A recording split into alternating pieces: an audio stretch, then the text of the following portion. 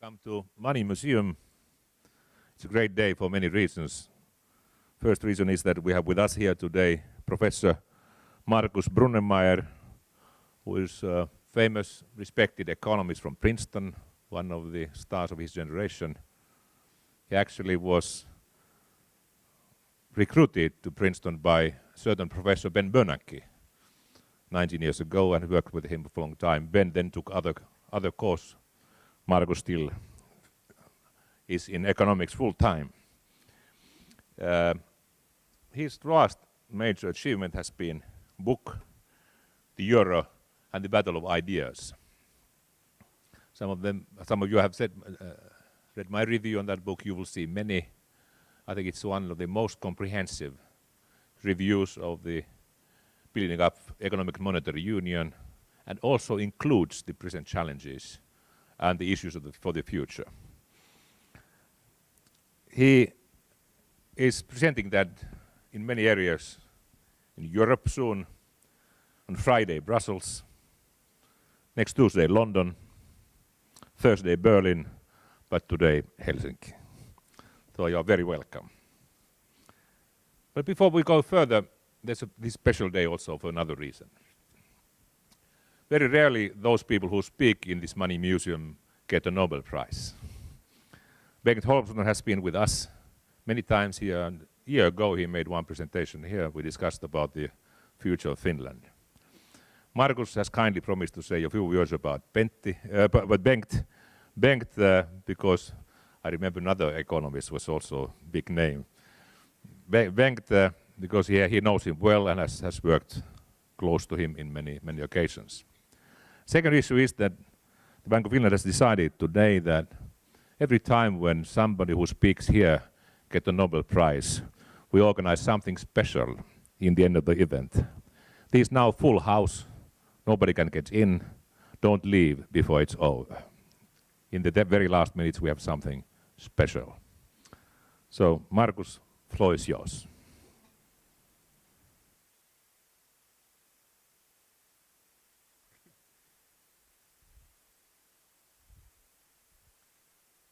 Thanks a lot to everybody. I would especially like to thank the Bank of Finland and Erkki Liikasen for inviting me to give me this opportunity to present the book. It's a special honor, and thanks again. Let me start with a few words about Bengt Holmström, how I know him. For me, he's a very special person. He's a very special man.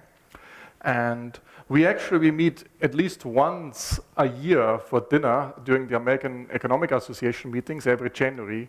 We have a dinner for people together.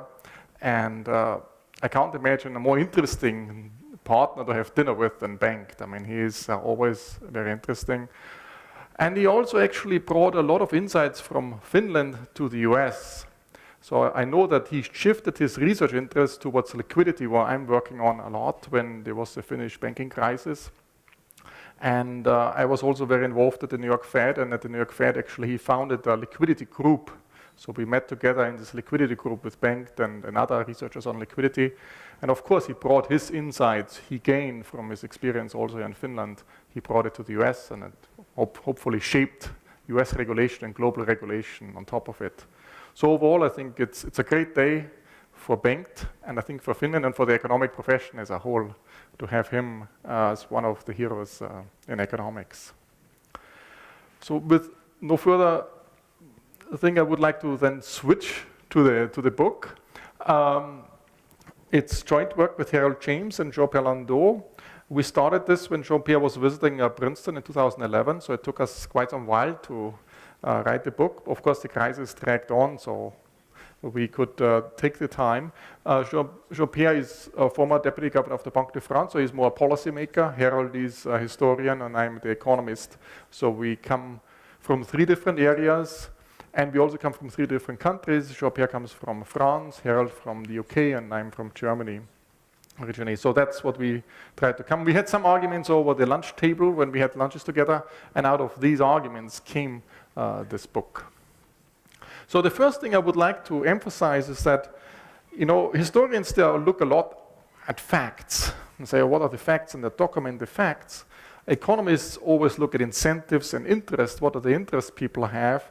And what we push in this book is that, it also matters what ideas and what ideologies you come with, because all the interests you have, you always see it through the lens of your ideas.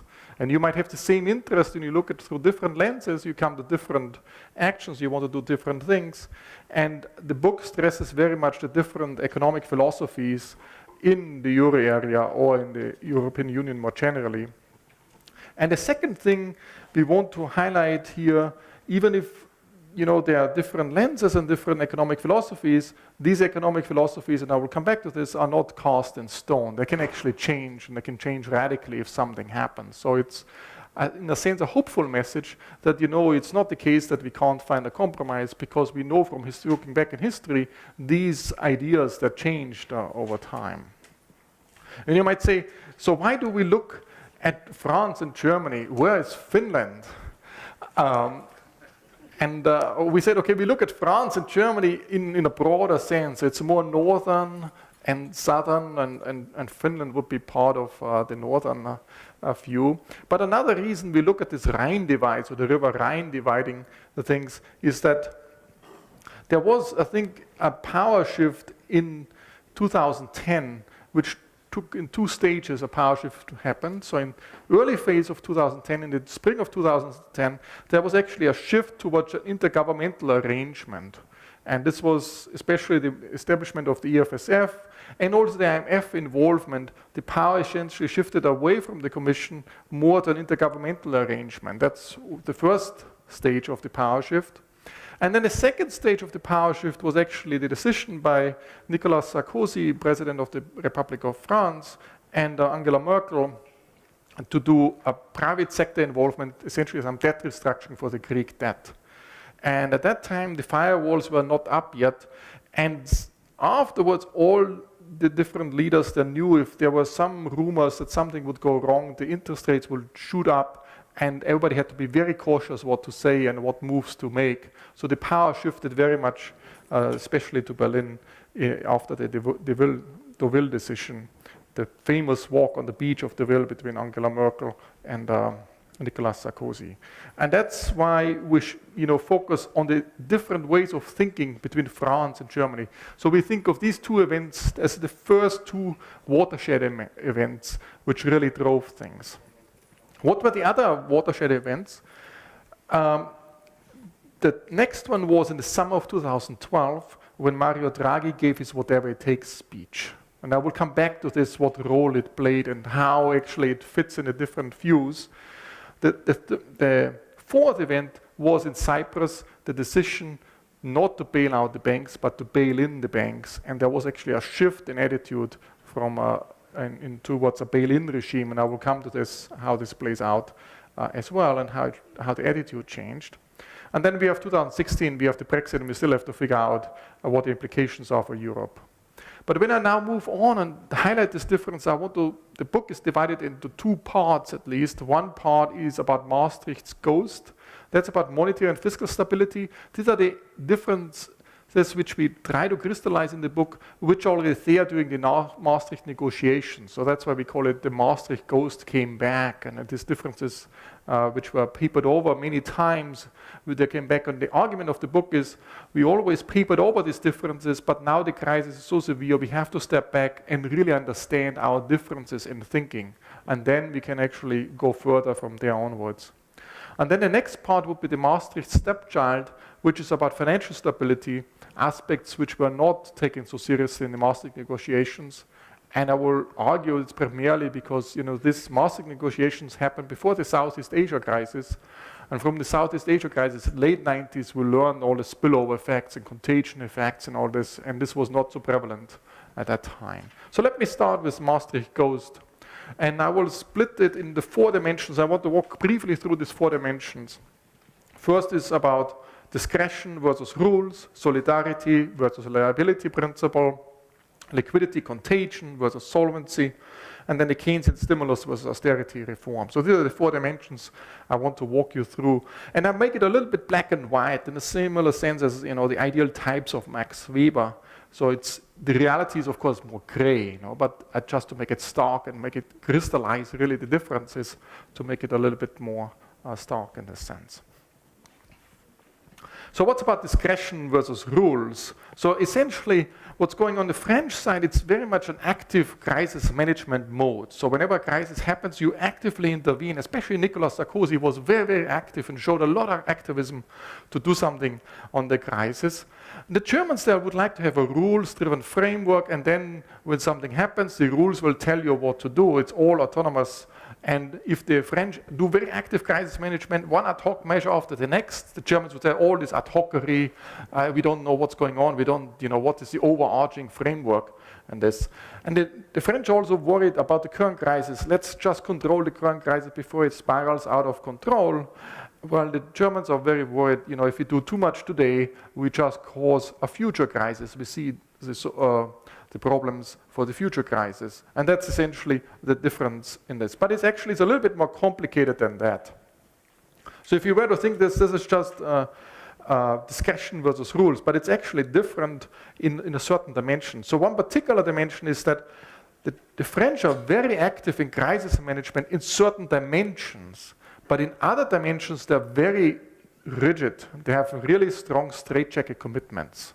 So they're actually willing to commit the current environment in order to commit the future in order to fix the current crisis. So I'll give you some specific example. One is the French are much stronger in saying we never default on our debt. Jean-Claude Trichet was very eminent that there will be no debt restructuring anywhere in Europe. So you commit today not to default in order to get a lower interest rate, and this low interest rate will help you to grow out of the crisis. While the Germans would be more open to debt restructuring, not as open as, let's say, the US system, but they are more open to restructure debt compared to the French. Another example is the French philosophy is such that you commit to a currency peg. They're not very much, the Germans are much more open to flexible exchange rate movements, while the French say, we commit to a currency peg, or we commit to a common currency, and hence we don't specify at all an exit from the common currency. So we leave this open. It should be really chaotic to exit because that's a stronger commitment to stay in the currency union. And that's, in the Maastricht negotiations, that's also pushed by the French side. So in order to discourage any currency attacks by speculators and all this. So that's very much, so what the French side is in certain dimensions, you commit very strongly to never default, to a currency peg, to stay in the currency union, but then other dimensions you have to manage much more actively, okay? While the Germans are much more for autonomous rules. So in particular for these currency pegs, you have this management of capital flows, while the Germans would have a floating exchange rate and they have free capital flows. So within this famous trilemma triangle you have here, you can actually, between autonomous monetary policy, fixed exchange rate, and free capital flows, you can pick two of the three, but you can't pick all three of them. The French and the Germans are very different. So the French would pick between fixed exchange rate and autonomous monetary policy, and the Germans would actually pick this side. So they pick different things. So the philosophy in this dimension is very different. So again, it's not simply discretion versus rules. It is essentially, for the French side, some dimensions very strict commitment, and then a lot of discretion and management in other dimensions. And the Germans have overall very rule-driven, autonomous, with a lot of safety and escape valves setting. Now the next dimension is solidarity versus liability. Solidarity is already part of the French Revolution, which shows up, and this showed up very much in the fiscal union, risk sharing, transfer union, and all this. And if you talk to the Germans about transfer union, they get very unhappy about it. So the no bailout clause was very important for the Germans in the Maastricht negotiations. And while the French have the attitude, or you never default on the bonds, while in Germany they're pushing for a sovereign debt restructuring mechanism, meaning that you can restructure sovereign debt, government debt, under certain extreme circumstances. There can be some insolvency procedure. The French, if this also affected the Eurobond discussion, where the French, when there was a debate in 2011, 2012, whether Eurobond should be introduced with joint liability, this was very open, was never, from a French side, was very open to have joint liability across the member states, while Angela Merkel said, never in my lifetime. She said, not as long as I'm in power. She said, not in my lifetime. There will be Eurobonds with joint liability. So it's just this liability principle. It's, if you talk, I think in German it's called Haftungsprinzip. It's a very strong saying. If you are in control, you are liable for it. You can't just pass it on. There's no solidarity in this sense. Now, the third dimension is liquidity versus solvency. And how can you see this liquidity versus solvency? What's liquidity, what's solvency? And the easiest way to see this, if you have a multiple equilibrium story. So I'm getting a little bit technical here, but it's very easy to explain. Essentially, it says, will a big bazooka solve the problem? Big bazooka came out of the UK as a word, but essentially it means I have certain demand function, I have a supply function, and it crosses 3 times. So given the same circumstances, I have one equilibrium with a high price and everything is fine, and I have one equilibrium with a very low price and everything is bad. But I can be in the good one or I can be in the bad equilibrium. And all what I need is some big powerful player saying, you know, if you're not in a good equilibrium, I will be there and help you out, and then you jump automatically into the good equilibrium. But you don't have to put any single euro into the system. So if it's truly a multiple equilibrium story, you don't have to help out at all. You jump to the good equilibrium. And the Germans would say, no way. There is never, whenever there is a liquidity or solvency interpretation, whenever there are financial difficulties and said, is it liquidity or is it solvency? The French always say, yes, it is liquidity for sure. And the Germans would say, no, it's a fundamental solvency problem. You have to do something and change the economy, structural problems and all that. And there's a very different attitude to this.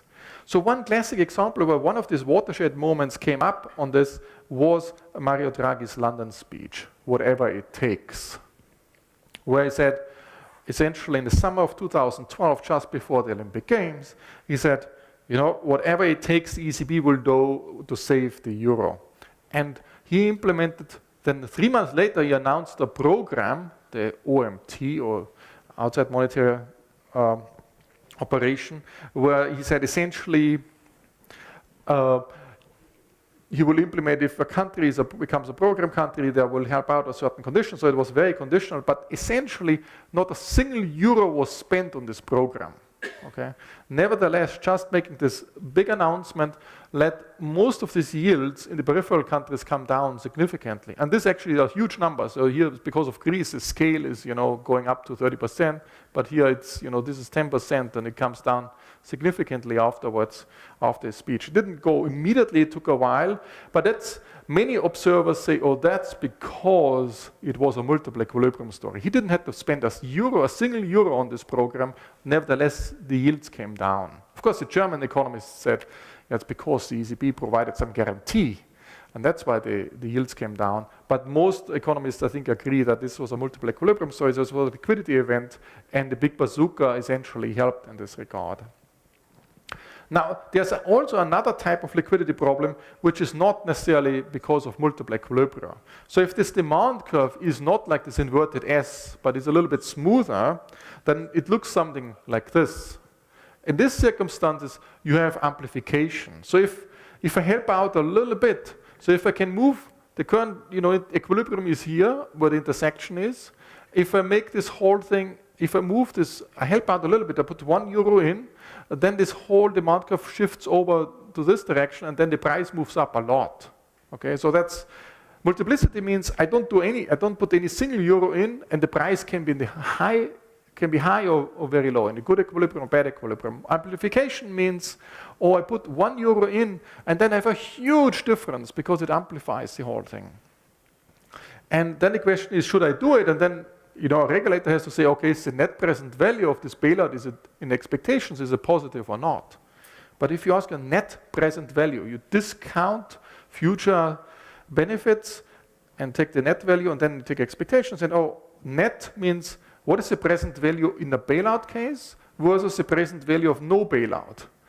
And what's the present value of no bailout depends very much, you know, how dangerous a no bailout is, how much are the contagion effects, what is the systemic risk components. So this no bailout thing might be very dangerous because it spills over. And that's where the next watershed moment came in. This next watershed moment was Cyprus. where there was a big disagreement, should we bail out, to what extent should be the Cypriot banks be bailed out?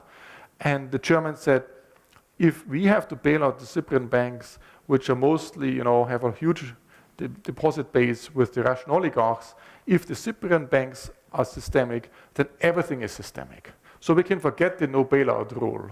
And they were very eminent to say, okay, we don't want to bail out Cyprus, especially we can't use German taxpayer money or European taxpayer money to bail out, Russian oligarchs.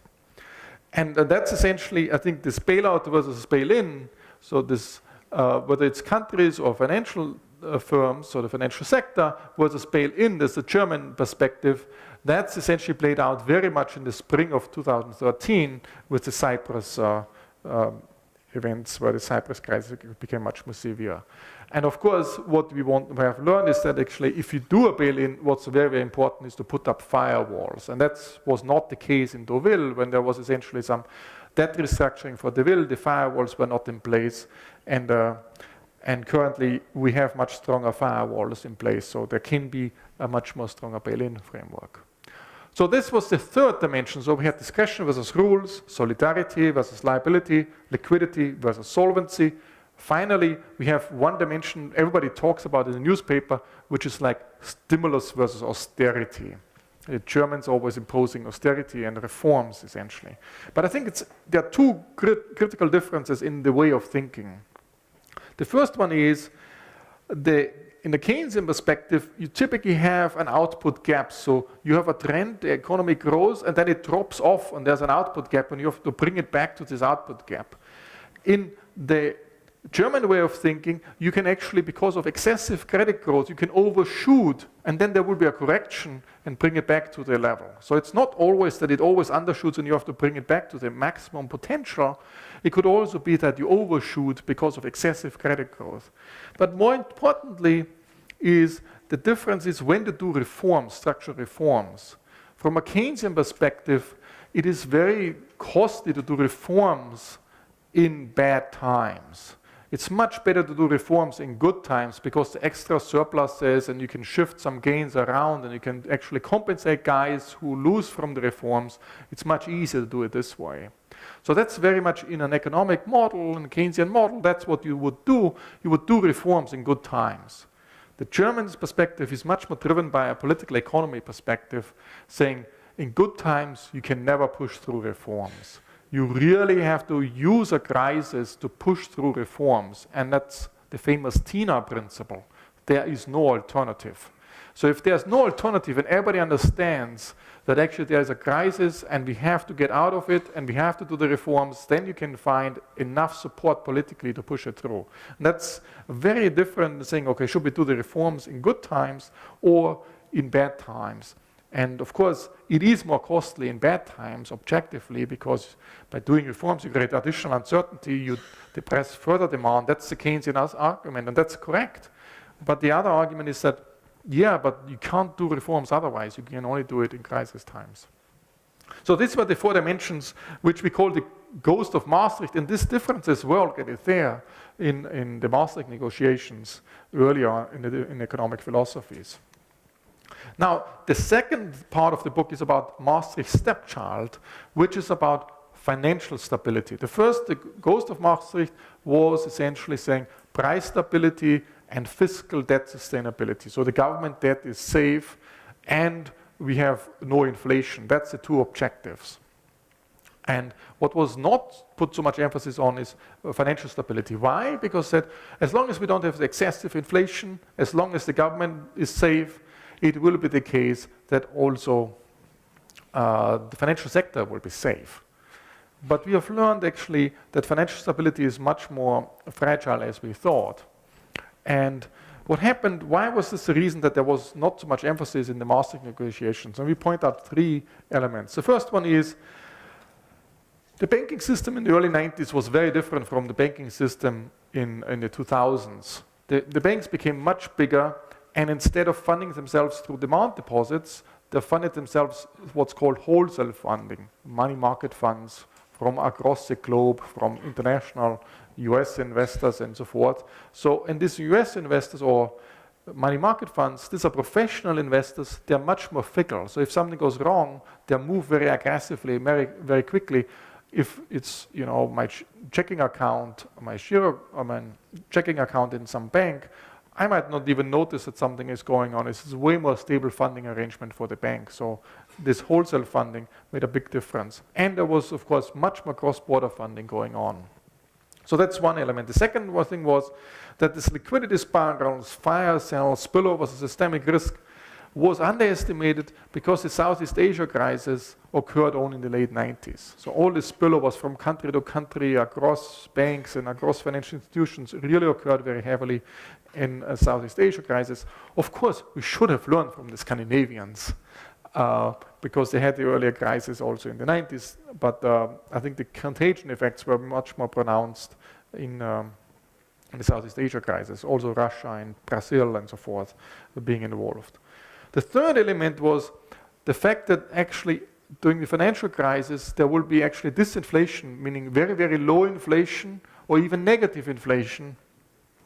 This we only learned from the Japanese experience. Okay, so there was a Japanese experience, but of course in the early 90s when Maastricht was negotiated, this was just happened. Then it was too young to be absorbed and fully studied, and this we only know now. So these were the reasons why financial stability was not given the emphasis it should have given.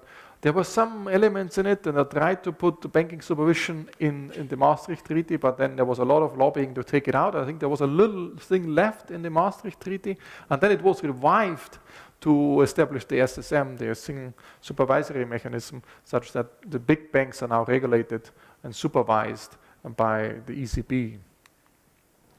Now, what's special in the currency union? So all of these things can happen, liquidity spirals, meaning that the liquidity suddenly spirals out of control, fire sales, and then it spills over. This can happen within a country as well, and the low inflation can also happen within a country. What's special in a currency union? What's special about that? And the first thing is that if you have euro-denominated debt from a country perspective, you don't control it anymore. You can't just print more things if there is some trouble with your currency. And it is like as having your debt denominated in a foreign currency because it's outside of your control. And you can't just say if there's trouble you can't pay back your debt, you can't just say I print more and then pay back. Because you have to go to Frankfurt, and Frankfurt might not agree to print more for you. So your bonds, they're subject to default. Okay, so the probability that you are not able to pay back your bonds is much higher compared to a scenario where they can actually print your own money to pay back your bonds. And this actually leads to a new, so if your sovereign bonds are subject to default, then this diabolic doom loop between sovereign risk and banking risk shows up, meaning that if your government bonds might default, this brings banks into difficulties, and then the banks might default as well. So here's, for example, you have some sovereign debt risk. Government debt is suddenly risky. That's held to a large extent by the banks. The banks will have less equity because this goes down on the asset side of the bank's balance sheet. The liability side has to go down too. But if the banks are less healthy, then the probability of bailing out the banks goes up and has to be done by the government, which makes the government debt more risky. So both of these that drag each other down. The government drags down the banks, and the banks drag down the government. So they reinforce this. So this diabolic loop. That's one diabolic loop. There's another one. If the government debt becomes less valuable because it's subject to default risk, it might not pay back its debt, so the value goes down. So the banks are more in trouble, and the banks then actually lend less to the real economy. They don't lend to the firm anymore and all the households. So economic growth slows down. With slower economic growth, tax revenue goes down as well. And this lower tax revenue brings the government in difficulties again. So that's a second diabolic loop. So there are two diabolic loops actually reinforcing and connecting the government's problem with the banking problem. Okay? So that's one problem. The other problem I want to emphasize is that, there is a safe asset which is default-free, which there's no risk that it will default, but it's essentially a German bond. Of course, there are the Finnish government bonds and so forth, and Dutch and so forth, but more generally, focusing here on the core is a German bond. So what happens if the crisis becomes more severe? Everybody wants to buy more safe asset, so everybody sells their own peripheral sovereign debt and then buys the German bond. So whenever there is flight to safety, when there's a desire to go to more safe assets, then actually there is a cross-border capital flows. So the capital flows are cross borders. And this cross-border aspect of it makes the crisis more severe because, you know, everybody is getting out of the peripheral bonds, the yields are going up, as we have seen before 2012, and then the yields of the German bond is going down, the German government debt is going down because everybody wants to buy German bonds, so the interest rate Germany has to pay is actually going down. So all is driven by these cross-border flows. Now, the question is, how should we say this? So on the one hand, we would like to have a safe asset, okay? So the French view says, okay, we have to commit, we never default on the debt.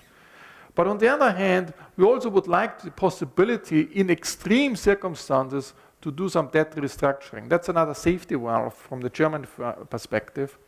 And then it should be the case, if we really need to do some restructuring, it should be the case that the banks are not going under. So the bank should have some equity cushion against this. And that's essentially the current debate, whether you want to put some risk weight on sovereign debt, depending on the risk of the debt, or not. So you have no risk weights, and you have some risk weights on it. So how much safety buffer, how much equity banks should put aside in order, just in case if there were a debt restructuring.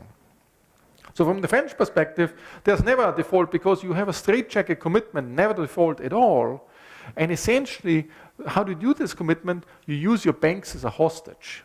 Okay? So you say, you know, my banks, they get some favorable treatment if they buy my sovereign bonds. So they buy a lot of the sovereign bonds, and if I were to default on the sovereign bonds, I drag down the banks and destroy the banking system, and with it, the whole economy. Hence, I will never default, because defaulting would be so costly that I never want to do it. Okay, that's the diabolic loop kicking in. The German thing, so the banks are taken as hostage, and essentially it allows the government to commit itself not to default. But of course it means you're stuck. If you have a debt overhang problem, you're stuck, you can't get out of it.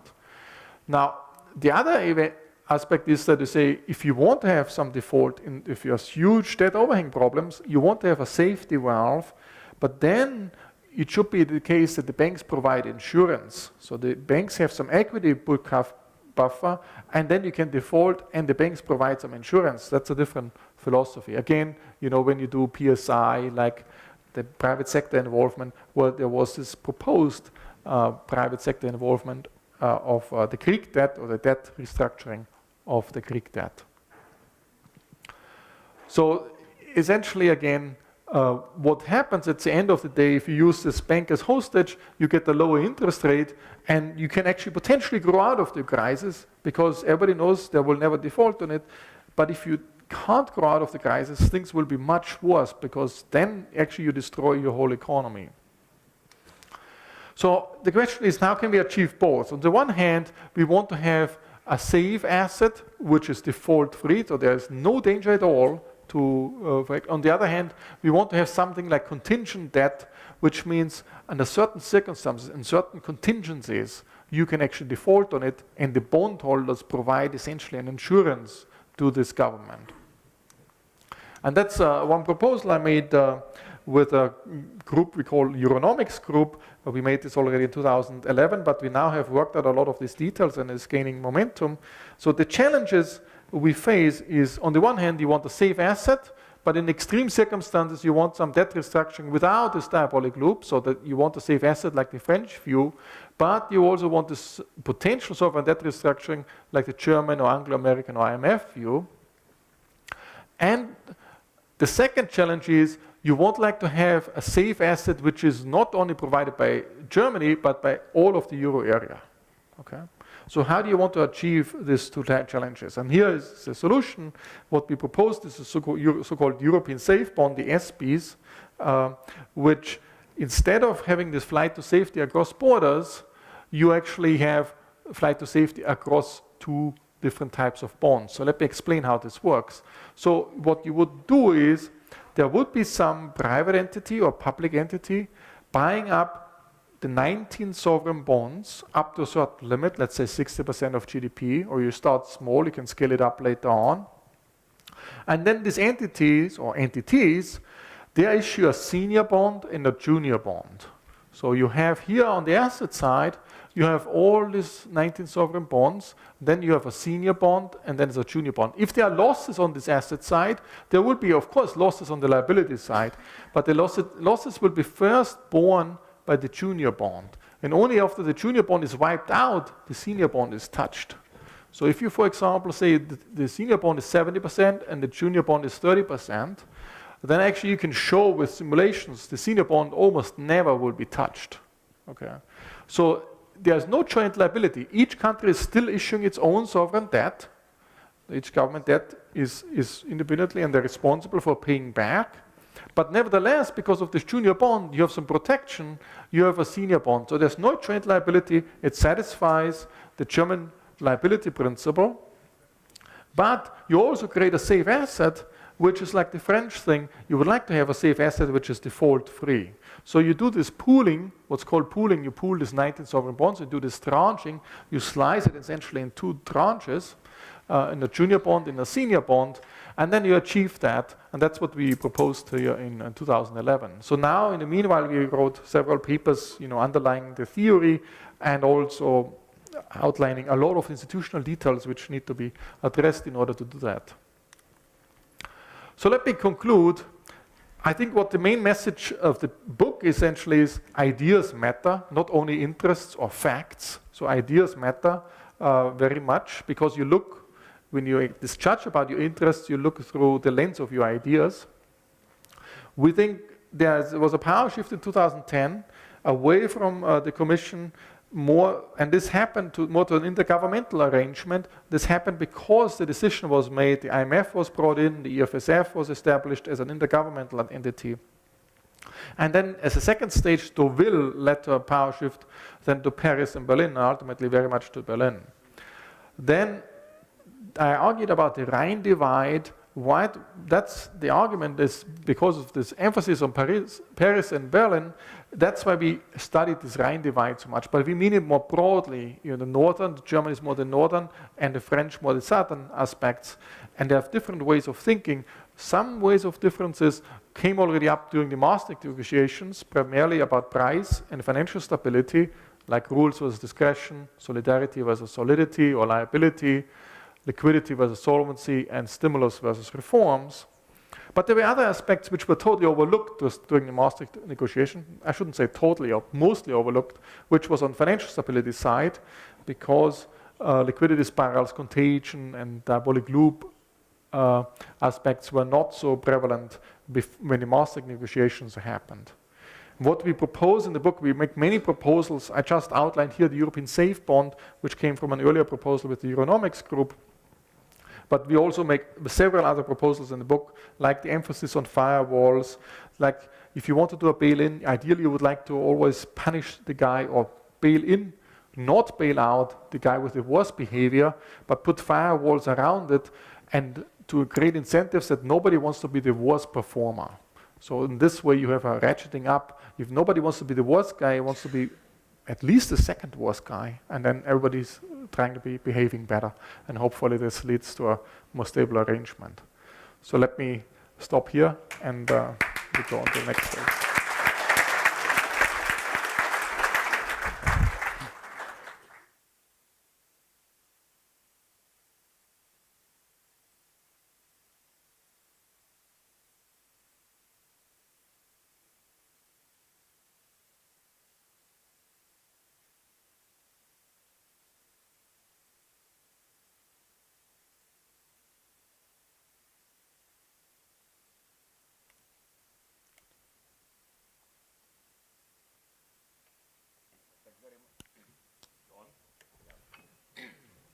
Thank you very much, Markus, for your great presentation. It was a book of 400 pages in a clear summary. but it was. It actually tells very much what the spirit of the book, that it identifies the difficulties, but it also looks for solutions. In that sense, I really think that it stands out among all the books in this field in recent years. Now we have two commentators who are also very experienced and know the issues well. Vesa Vihriälä, first. He did big part of his career in the Bank of Finland, then has worked for the research institutes, has been also working at the Commission. So Vesa, you start, and then after that, Tuomas Välimäki, who is the head of our monetary policy department, will be the next commenter. They make comments first, then we go to discussion among the panelists, and also the audience will have a chance to pose questions. So, Vesa, floor is yours. Okay, thank you, and thank you for the invitation. I think we heard a very nice presentation, and the book as such is wonderful for several reasons. First, it covers a lot of events in the recent past in the Euro crisis, and even beyond, not only touching upon crisis management, but also institutions, how they have evolved, and also macro policy. And it does so, secondly, from an interesting point of view, which is this tension between the economic philosophies between what you call France and Germany. And even though one has used this angle to look at issues previously, I don't think anybody has done it so systematically, looking at all these events from this particular perspective. Thirdly, it is very well written, and some rather deep issues are discussed in a non-technical way. For example, how moral hazard functions or plays a role in given policy situations, or time inconsistency problems. They are explained in a way which is accessible, I think, to a wide audience, while it also gives references to more rigorous analysis if somebody wants to look into those. Also, the conclusions are, to my taste, very balanced. And I mean, you don't stretch the argument too far, but rather seem to come at conclusions that you can sort of believe are true, even though they may be a bit general. Here I, by the way, have a question to you. Does this result from you jointly coming to this conclusion that nothing more can be concluded than what you say, or is it a compromise between different views you have held in the process?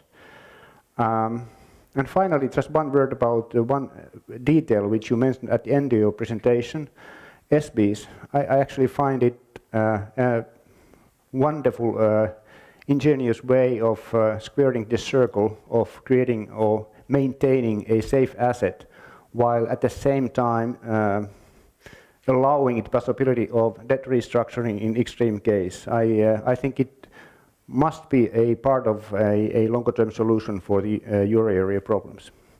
Thanks. Thank you very much, Vesa.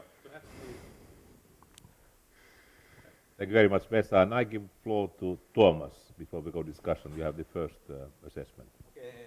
First, naturally, I would like to thank Markus for the wonderful book, and also the organizers of this occasion for giving me the right incentive to read carefully through this book, which I'm not sure whether I would have done it so carefully without this. But I must say, I really enjoyed a lot reading through it. Bulk of the topics covered in the book, they're close to me. Yet, I was able to learn a lot while reading it. And I think it's a good sign if you read something that is familiar to you, but still it makes you really think on these issues. And to me, the book contains three elements. First, as you told us a minute ago, it carefully defines the differences in the French and German visions on the Europe project and the so-called Rhine divide. Sorry. Okay. Does this work? Okay. Second, it describes in details all the important moments of truth we've been going through in the past 15 years or so. During all this time, I've been working either in the monetary policy or in the market operations committee of the ECB, and I've not only seen these things happening, I feel that I've lived through them And I must say that when I was reading through your portrayal, my feeling was that this was exactly how things were happening. Naturally, there are some minor differences, how I understand some developments, but they're so minor that I would make me look ridiculous if I tried to go through them here. Well, the third element in the book, to me, is the explanation of the evolution of the crisis through the lenses of this Franco-German divide. And this brings in the extra grain of salt that makes the book a must, I think, for everybody interested in understanding where we stand now with our European project. Now, having praised the book, I believe I must try to take slightly different angle, at least on one point reflected in the book. So, on the Franco-German divide, you have the four poles you analyze, and they look extremely coherent from the outset. Take the German view. If one sees every possible financial problem as an issue of solvency, it's logical. The logical reply is rules. Anyway, I have a loud voice. So the logical reply is rules that prevents you from falling into troubles. Now, according to this view, a deviation from a sustainable path means that you have caused your own troubles, and you should be liable for that. Hence, no one should be bailing you out. So a bailout regime is a more than logical answer. Now, if this is the case, you should naturally deal with your fiscal problems yourself with austerity. One would see crisis as the opportune moment for reforming, as you said. On the other hand, according to the French view, if the roots of your problems are basically seen as liquidity issues, you should bypass them with discretionary actions, and as in a crisis time you don't have the liquidity to meet them, a common action is needed.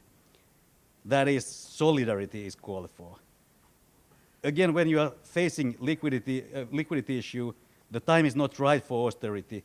Instead, you should be building a bridge over the troubled waters and do the necessary reform when you can afford them. So the Keynesian view prevails in the French line of thinking.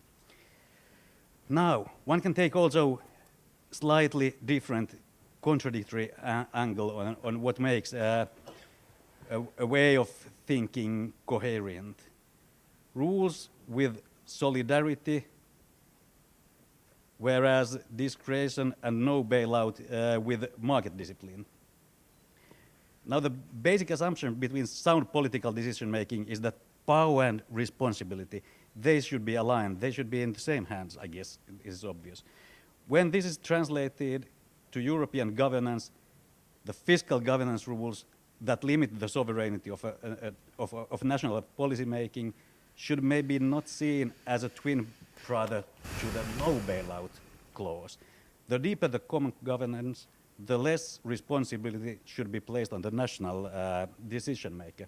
That is, common rules may be seen calling for solidarity and joint liability instead of common rules going hand in hand with the bailout clause as German way is normally being thought of. Vice versa, if one thinks that one wishes to have a strict form of no bailout clause, one probably shouldn't try to push for common decision making or common rules. To align power with responsibility, if there is none whatsoever joint liability, one should rely on the market discipline. It can be the case that trying to have both the belt and the suspenders, that is having strict rules, shift sovereignty to Brussels without any solidarity, no bailout, it can make things unjustifiable.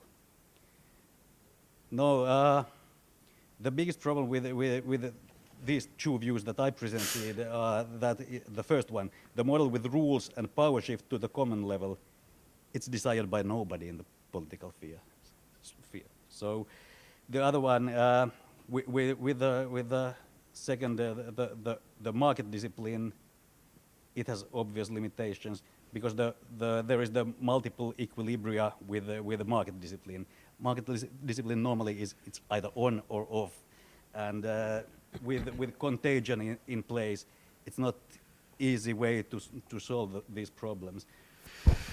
also with the current debt levels that we have, I'm not sure whether we can easily go into market discipline with orderly debt restructuring plans. So I think that I'll stop here, and then we'll have probably plenty of time, possibilities to give further questions to you. Perhaps we split a little bit these issues, otherwise it may be difficult to follow. But perhaps the last question which Tuomas raised, what role should be for the rules, what role for market discipline? That's quite critical. But now we have so many rules that it's hard to remember them all.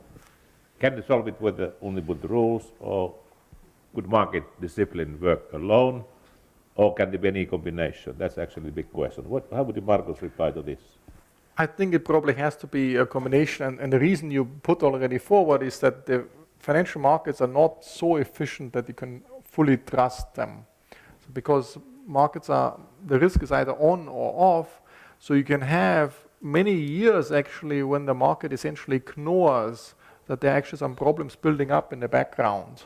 And then suddenly the risk comes on, and then suddenly the spreads are shooting up. So you need some discipline, some rules which, provide a little bit of discipline in order to avoid this build-up of risk in the background and not showing up in the yields or in the spreads or any market prices. So you need a combination of the two. Let me come to this other point you mentioned, that, the German view that you want to have essentially control and liability together. So the person or the entity which is in charge is also liable for it. That's consistent with two different settings. One is, either everything moves to Brussels and you have a very centralized decision-making body, and then, you can have common bond structures with joint liability, or you go for a decentralized arrangement, but then you can have no joint liability. It's just the mixture between the two which is dangerous from a German perspective. From a French perspective, this mixture is not so dangerous because most of the problems are liquidity problems, and you don't need many euros to chip in because you just show, your strength and your big bazooka, and you get out of the problems again. And then it's not a big problem to separate it to the control versus the liability aspect. And that's, I think, where the frictions are. So that's very hard to understand for the Germans. The Germans, I think, I'm not sure whether it's so popular at the moment, but in general, before the crisis, they say, okay, let's move more power to Brussels. And as we move more power to Brussels, we can also have more loss sharing or joint liabilities or mutualization. But only if there's also more power centralized in Brussels, or you go for a more decentralized arrangement, but then you can't have joint liability. And that's, I think, where the fractions are coming. Perhaps can we jump to another issue which was raised indirectly by Vesa.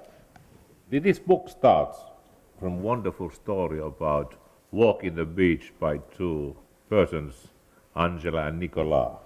2010, they were walking the beach and they found a solution. They thought they found a solution to the issue of debt restructuring. Why don't you, Vesa, formulate your question on that issue? That was in October 2010, not a sunny day, but we remember that day. Yeah.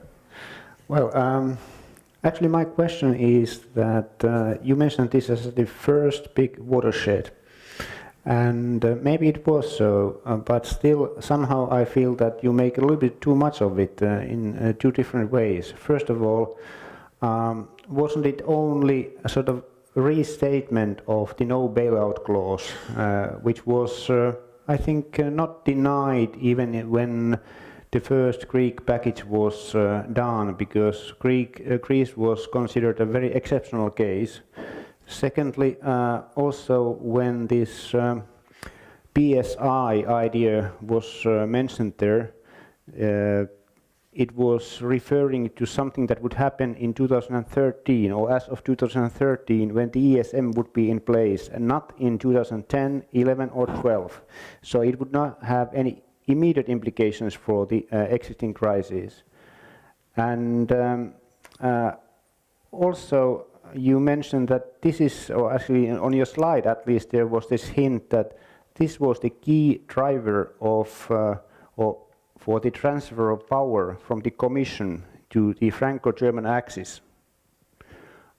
Was it really so? Because one might think that the key reason for that obvious transfer was the fact that it was only the nation states, the governments that had the fiscal powers, the fiscal resources which were necessary in the bailout policies. So why do you make this such a key point for the transfer of power? Okay, yeah, thanks. So indeed, I think it was a restatement of the no bailout rule, but I think the implicit expectations in the market was that there will be, not necessarily a restructuring of the Greek debt. This was an explicit statement. There was a restructuring. I think what made it so powerful, in a sense, there were no firewalls in place, and you saw subsequently the yields in Italy and in Spain going up.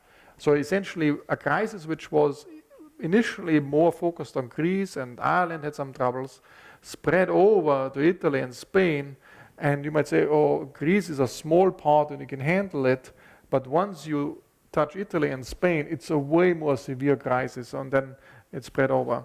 It also, if you look at the behavior of Nicolas Sarkozy, so he agreed to this and then he tried to backtrack subsequently because he realized that now suddenly, any rumor about some problems, about any fiscal difficulties in any of the other countries would immediately lead to interest rate increases, and that would actually make it much harder to maneuver freely around as you want to do in a crisis, or as the French view would like to do.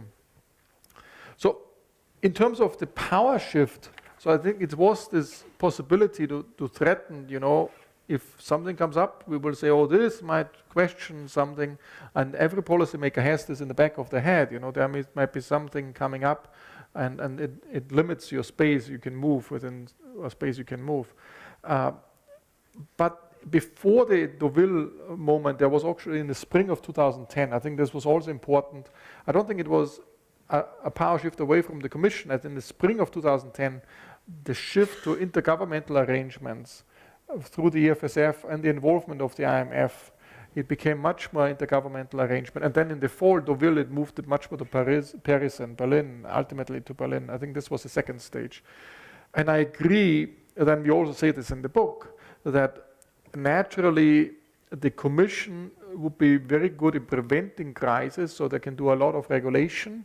But once you need funds, some fiscal power, and I totally agree with that, then actually the Commission is in a weak position because their budget is tiny compared to national budgets, and they don't have much power to do something. They don't have much fiscal capacity.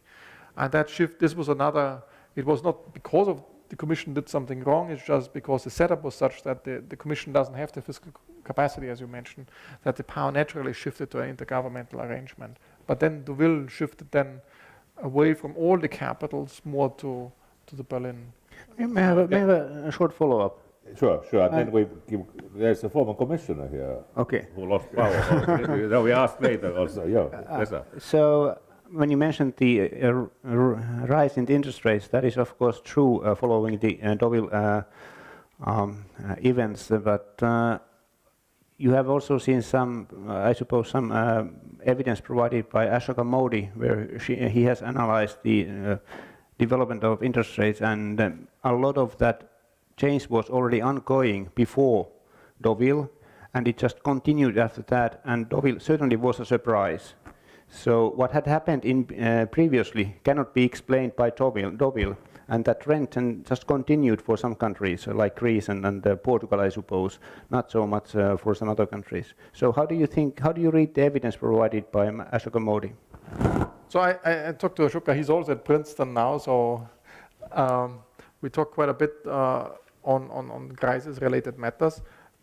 So in my view, indeed, it's the case, the yields were going up, but Deauville it didn't jump right away when there was Deauville, and it didn't jump immediately, but within a window of a few weeks, especially Spain and Italy showed some signs.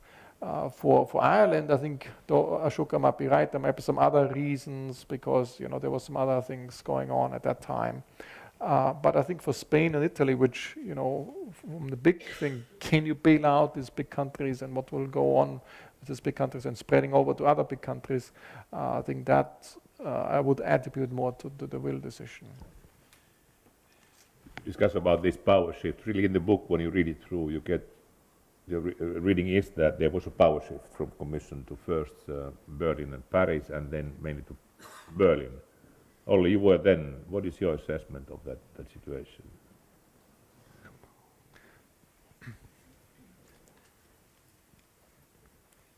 Thank you, Erkki, and thanks to Professor Brunnermeier for the excellent book, which I think it's both philosophically insightful and historically informed, a very balanced book. And there's one aspect which I particularly appreciate because it combines economic and political analysis or historical and philosophical analysis. And that's something that one often lacks, especially in the analysis of American economists. I'm not saying that you are American economist, but in the American environment. Because if you look at the Eurozone and the Eurozone debt crisis management through the eyes of a typical American-trained economist, you tend to look at it from the first best perspective, which usually looks at what is economically optimal, while the Eurozone is very much a political economy arrangement, and there you tend to look at issues from the second best perspective, what is politically possible, which unfortunately leads often to the art of muddling through, in which we Europeans are quite experienced and trained. Concerning this point Erkki raised as regards a power shift, I think there are two moments which out of the five you mentioned as watershed moments are key. The first one was May 2010, I very much agree with that, and the second one was July, August, September 2012, when the ECB started to act as the lender of last resort for the Eurozone. I would perhaps put less emphasis, and I would agree with Vesa on Deauville, and then Cyprus was kind of an aftershock that didn't explode, and the last episode of Greece, or the latest episode of Greece, was maybe not that serious either. So I would say that three issues are important here. One was precisely the role of IMF. The IMF started to play a role with 1/3 financing and participation in the Troika. So they had chips. Second, the May 2010 decision, when the Commission proposed, in fact, the use of the EU budget up to the ceiling, and then beyond that, joint and several liabilities, which was rejected by Germany, Finland, the Netherlands, and some other German-speaking nations. And then the third moment was indeed, or the third element was the ECB's decision, which then led, as the economists like trilemmas. So I'm not referring to Mundell Fleming, but this is my own trilemma, which I drew sometime in spring 2011, where you have three corners. You have of course Berlin, you have Frankfurt, and you have Washington, and then you have the European Commission inside this triangle. All the corners of the triangle have chips. They have money to put onto the table, finance the rescue operations, and they call the shots. So the Commission's role was to try to reduce the red lines of each of the corner of the triangle and try to get at least some kind of an agreement together, even if that were a second best and meant muddling through. Thank you very much. Would you like to comment, Markus? No, I think thanks a lot. I pretty much agree what is said. And this May crisis 2010 is something we remember well because it started on the eve of May 1st. Pentti and Mui took part in governing council meeting 10 o'clock on the evening of May 1st. The only Finns who were in office in that very day. But unfortunately we were able to continue it the whole Mother's Day also. We were in office. We were the only ones who were not at home on Mother's Day. So that period was quite intensive. You were in Brussels. But you are abroad. They don't understand. May 1st. But you know, Tuomas, is Antti Suvanto here somewhere? He's not here. Tuomas was a member of a working group which was led by Antti Suvanto, how to complete economic and monetary union. And one key issue in your report was linked to deposit insurance. Can you present the issue and Sure, okay. your Markus views? Well, let me say that I don't know whether you hear me now. One of the basic flaws in the creation of the economic and monetary union is widely said that while we have a concrete monetary union, it was lacking the banking union, which made it a bit fragile. And now we have now we are said to have the banking union, as we have the single supervisory mechanism and the joint resolution board. However, even if the value of euro cash is always and everywhere the same wherever you go with the cash, I'm not sure whether that is totally true with deposits, even though there is deposit guarantee system. As we saw in at least 2 cases in the history of euro area, there has been limitations on a transfer of deposits. This is related naturally to the sovereigns in difficulties. So my question is, do you think that we have a complete banking union? Do you think that the value of euro in deposit is always and everywhere the same within the euro area, unless we have or until we have a common European deposit guarantee scheme? And should we have one?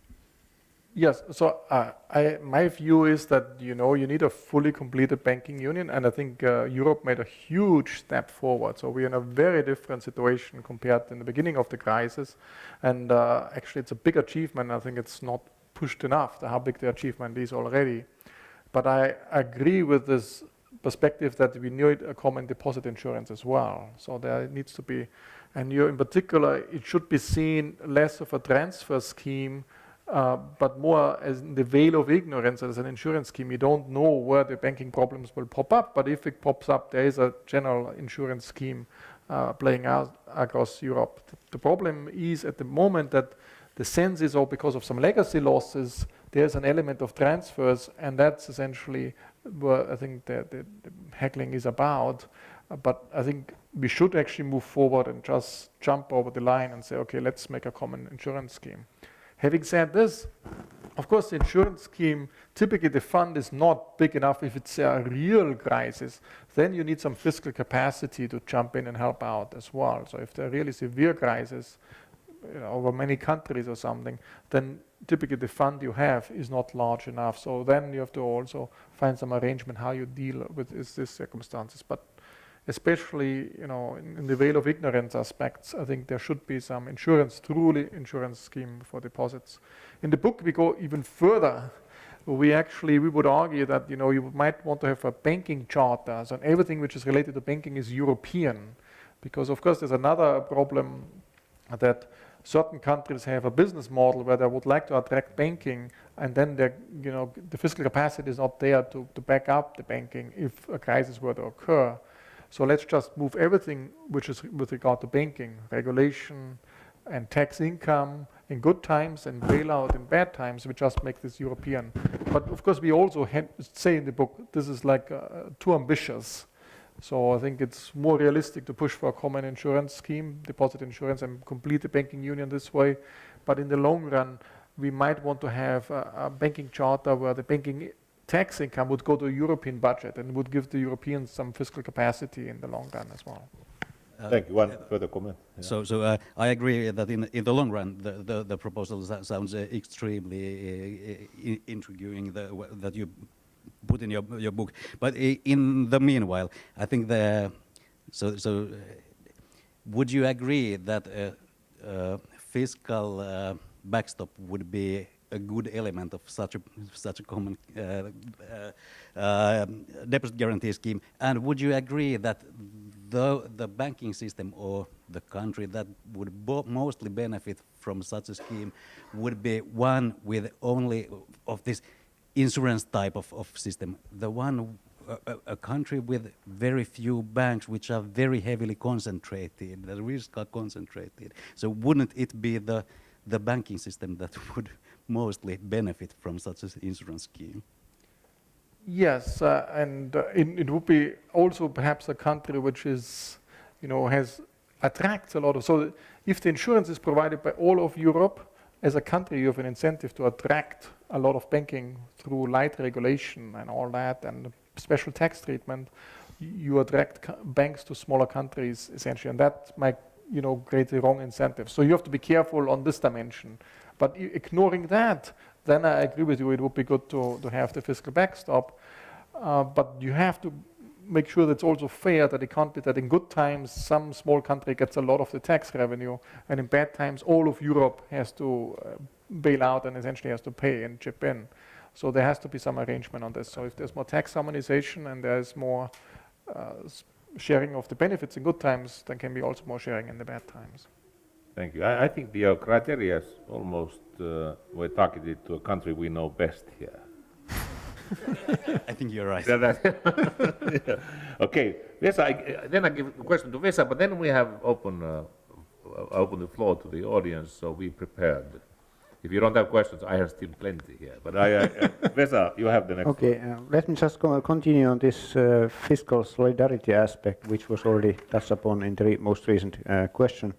I'm not 100% sure I understand or see what your view is of the importance and necessity and degree of fiscal solidarity, a sort of transfer systems, risk-sharing systems across the member states. In those analyses which have emphasized its importance, it's often mentioned that even with as small a system which would be something of the order of 2 to 3% of euro area GDP, you could create a lot of stabilization over the cycle across the countries. Now, this happens to be 2 to 3 times as much as we have now in the EU budget, so it's not a small thing. And some of those who are not keen on this idea also point to the fact that in the US, even though there is fiscal sort of transfers across the states to the federal system, their role in the cyclical stabilization is rather modest. Some argue that it has been only one seminal paper puts it at 13% of the shocks happening in individual states. Still, the US hasn't seen any great problems in that regard. It hasn't been necessarily there. So what do you see is the role, or would be the role, of fiscal solidarity, these risk-sharing mechanisms in Europe? Do you only reserve them for taking care of the tail risk that you talk about here as backstops for the deposit insurance scheme or the resolution schemes? Or do you see it useful or even necessary for broader stabilization across the member states? Thank you. Markus. So, 2 things. So in the book what we say, or there is essentially, first thing is, if there are tail events, there should be some insurance scheme and solidarity for tail events. Because nobody can prepare for really unforeseen contingencies, and if something comes up which is nobody has foreseen. So for the tail events, there should be some insurance scheme. But what we also say in the book, I think it's better to, like in the US, where the insurance is not from government to government, but from person to person in a sense. So it is some common unemployment insurance or something which is, affecting individuals. Like if you in the US you have the Social Security insurance, it's not that New York is paying something to Florida, but it's more like it happens that through the insurance individual citizens have, there will be some transfer to particular state, not to the state governments, but to people living in these particular states. And I think Europe should also move from to a personal insurance, and also people feel the insurance is coming from the European level, and it's not something abstract where one government insures the other government. I think there would be more willingness to go this way, especially in the insurance component, if it's under the veil of ignorance where you don't know who is benefited. And actually, if you look at unemployment, there was a high German unemployment in the mid-2000s, so perhaps Germany might have benefited from that. And so I think it's moving more to a person-to-person arrangement rather than an abstract government-to-government insurance arrangement. Thank you. Heikki Oksanen asked the floor. Heikki has been worked at the European Commission and Ministry of Finance in the past, so please. Thank you, and thank you very much for the very clear presentation. I have a question which is practical legal. Unfortunately, in the European Union and Euro area, we can't escape the legal questions.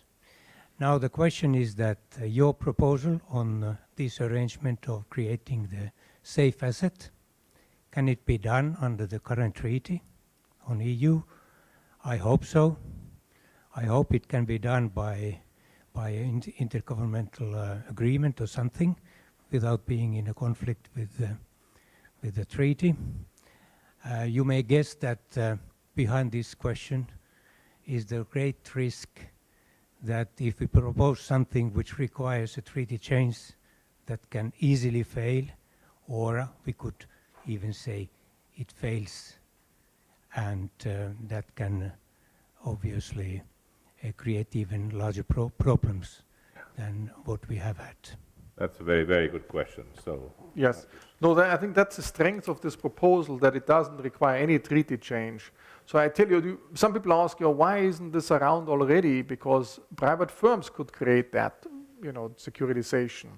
But at the moment, it's punished by the current regulation.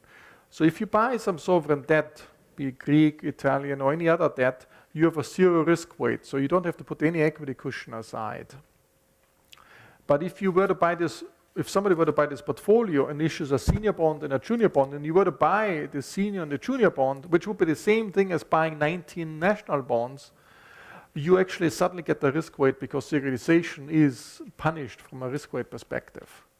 So what we are proposing on the change you have to do, you only have to change the risk weight regulation. Okay, that doesn't require any treaty change. So what we propose is this look-through principle, which means if there are some risk weights on the sovereign bonds, then the risk weight should be transferred also to the junior bond, and there should be no risk weight on the senior bond because it's a risk-free bond, with the look-through principle, meaning that if there is a certain amount of risk weights on the portfolio of the 19 bonds, the junior bond will have the same risk weight. And that's something you don't need a treaty change. It doesn't have to go through parliaments and all these things. So this can be done fairly flexibly. And I think that's one of the big advantages compared to a Eurobond, which Germany would oppose anyway, but it would also require much more a treaty change, and this one wouldn't. Thank you very much. Can I put the last question? I mean, it's quite late already. When you present your slides, there was one slide which always attracts attention, and that was the market reaction after Mario Draghi's famous speech in July. How is it possible that one speech changes so much? What are the preconditions which should be fulfilled? And the others can also comment, because anybody would like to give such a speech. So how could it work? So you're asking me how to write how to make history? What is your analysis? What is your analysis? Why it happened? We can comment others also. So actually, in the book, I thought quite a lot how what added to this, why it made such a big difference. Because, as you said, everybody would like to make history by giving such a speech. I think there are many components to it. So one is, of course, you need to have a sense when the market is exposed and saying, if the momentum reverses, many players would lose a lot of money. And I think Mario Draghi probably had a sense for that. The second thing was, he was very clever in a sense that to making a vague speech. He said whatever it takes, but he didn't specify what he will do exactly. So this essentially made it impossible for some opposition in Germany to go to the Constitutional Court and say immediately sue against that, and said it wasn't even clear what he will do, what the ECB will do. So this was a very clever move in a sense. Only he made the speech in September or in end of June, and then only the specificities about the program came out in September, and then only subsequently then Germans sued against that. So, but there was a whole huge window where nobody could do anything. And I think what was very important was also that Wolfgang Schäuble essentially supported silently the speech. They made some comments. Angela Merkel didn't say anything, which was interpreted as an implicit support. I think this helped as well. I think these components, and my sense is he also felt when there was the summit in Brussels about the banking union, he felt there was something which could be done, and he has the skill of leaning out of the window, and so we have this picture in the book. So he's leaning out of the window, and then Wolfgang Schäuble and Angela Merkel holding him back, but they're also stabilizing him, and he feels like he can make this move forward, and that made a big difference. If I conclude, there are three conditions. One is statement must be opaque, so not too precise. That's, by the way, the word opaque is used by Bengt Holmström in his famous recent article. So that's key condition, not too precise. Second, I think what's important, you need a detailed program, still it's coming. That was what ECB did. And then implicit understanding from the big governments, which perhaps was needed. But that's well explained in the book, and I really recommend it. But now I would like to thank those who watch us from the TV. It's great to have you here. We continue among us a little later. So thank you. It's nice to have you here with us today.